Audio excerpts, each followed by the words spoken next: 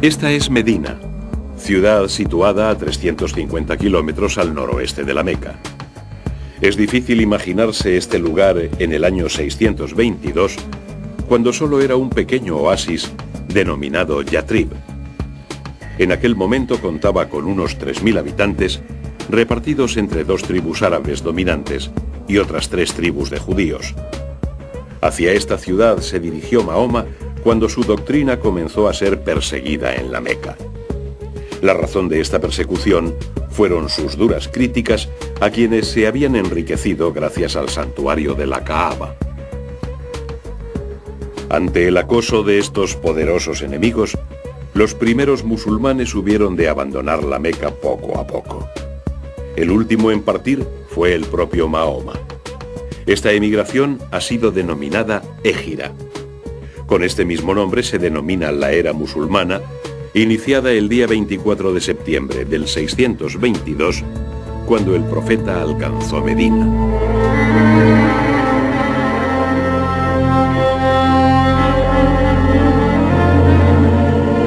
Poco tiempo después, según la tradición, en el lugar donde se detuvo el camello que montaba Mahoma, fue erigida la primera mezquita. En un principio, los primeros musulmanes dirigían su oración en dirección a la ciudad de Jerusalén, tal y como hacían los judíos. Hasta que en el año 624, los musulmanes cambiaron la dirección de sus oraciones hacia la Meca. Desde ese momento, esta ciudad se convirtió en la ciudad sagrada del Islam.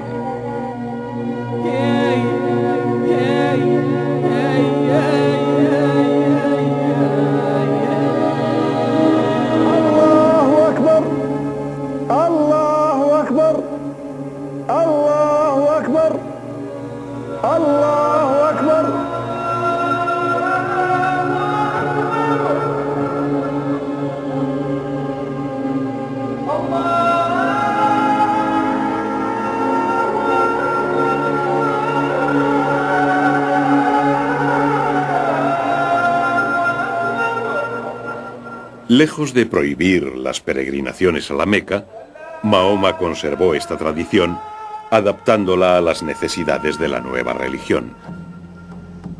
Con el tiempo, la peregrinación se ha convertido en un complicado ritual que dura más de 10 días. Cada año, más de 1 millón de musulmanes siguen este ritual en la llamada peregrinación mayor, que tiene lugar en las 2 primeras semanas del mes islámico de Dhul Hijja. Durante la peregrinación, el creyente debe dejar que su pelo crezca y portar un vestido blanco sin costuras. Los fieles deben dar 7 vueltas alrededor de la Kaaba y besar la piedra negra. También beben el agua de un pozo situado frente al recinto sagrado. Asimismo, deben dar 7 carreras entre 2 colinas situadas junto a la Kaaba. La ceremonia termina con el sacrificio de un carnero u otro animal doméstico con cuernos.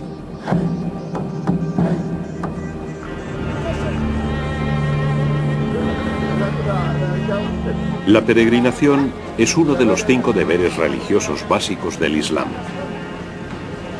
El primero y más importante de estos deberes es la profesión de fe o shahada. Con ella se expresa la creencia en la unicidad divina y en la misión profética de Mahoma mediante la frase "No hay más Dios que Alá y Mahoma es su profeta".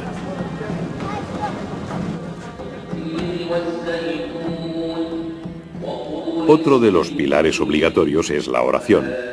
Los musulmanes están obligados a rezar 5 veces al día: al amanecer, al mediodía, a media tarde, a la puesta de sol y en las primeras horas de la noche.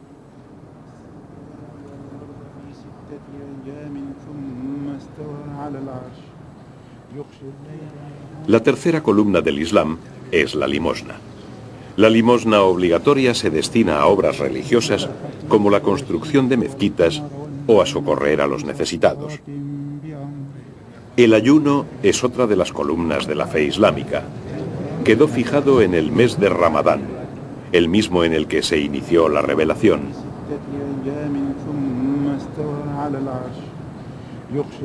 Los 5 preceptos que debe cumplir todo musulmán están expresados en el Corán, el libro sagrado del Islam, que fue revelado por Dios a Mahoma.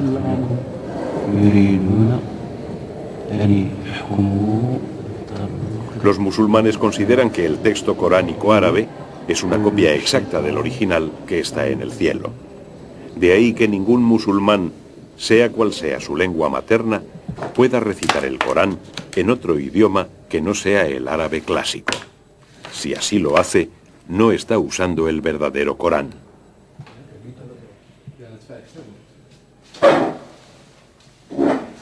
Además de por su naturaleza de texto divino, el Corán ha sido ensalzado por su extraordinario valor literario y por la gran capacidad de emocionar que despierta. El texto coránico está dividido en 114 azoras o capítulos. En árabe, la palabra Corán significa recitación. Esto no es nada extraño, pues el Corán parece un libro concebido para ser recitado.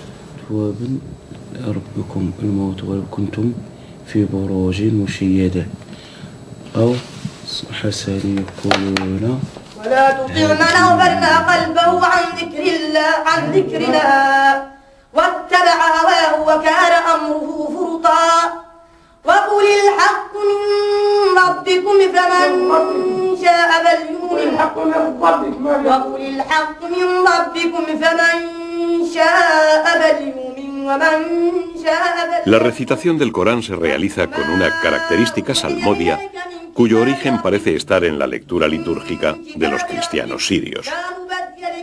Este peculiar canto se ha desarrollado tanto que ha pasado a ser una ciencia religiosa y un arte al mismo tiempo. Con la recitación salmodiada se resaltan la belleza del estilo coránico, su extraordinaria cadencia o la musicalidad de sus rimas.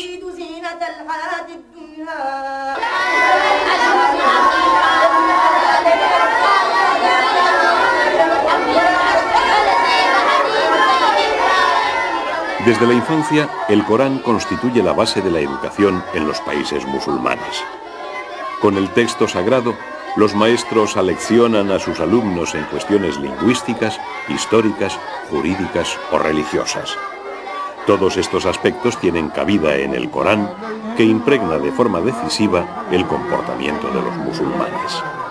En la civilización islámica, el texto revelado lo condiciona todo, desde las normas de comportamiento social más básicas hasta las elevadas actitudes de los místicos.